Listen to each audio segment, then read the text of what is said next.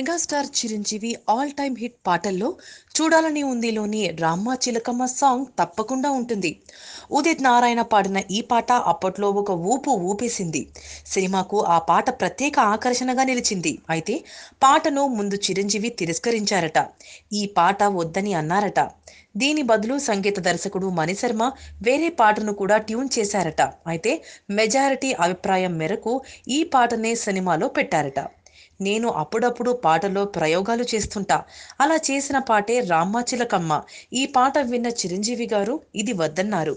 నేను చాలా ఆత్మవిశ్వాసంతో చేసిన పాట అది. కానీ ఆయన వద్దనడంతో వేరే పాట రికార్డ్ చేశా. కానీ సెట్లో డాన్సర్లందరూ రెండు పాటలు విని రామ్మ చిలకమ్మకే ఓటేశారు. చాలా మంది చెప్పేసరికి చిరంజీవి గారు కూడా ఓకే అన్నారు. ఆ పాట సూపర్ హిట్ అయింది. అయితే అలాంటి హిట్ పాటను మళ్ళీ చేయాలనుకుంటే కుదరదు. అద్భుతాలు అనుకోకుండా వాటికవే జరిగిపోతాయి అని మణిశర్మ అన్నారు. గతంతో పోలిస్తే తనకు అవకాశాలు తగ్గినప్పటికీ తాను తన సంగీతం విషయంలో రాజీ పడబోనని, తన స్టైల్లో తాను సంగీతం చేసుకుంటూ వెళ్తానని మణిశర్మ అన్నాడు. నాకు కథే ముఖ్యం. హీరోల చాయిస్ వల్ల సంగీతానికి కథతో సందర్భాలతో పని లేకుండా పోతోంది. దీనివల్ల సంగీత దర్శకులపై ఒత్తిడి ఎక్కువైంది. అందుకే నేను చిన్న దర్శకులతో పనిచేస్తున్నా, చిన్న సినిమాలు చేస్తున్నా.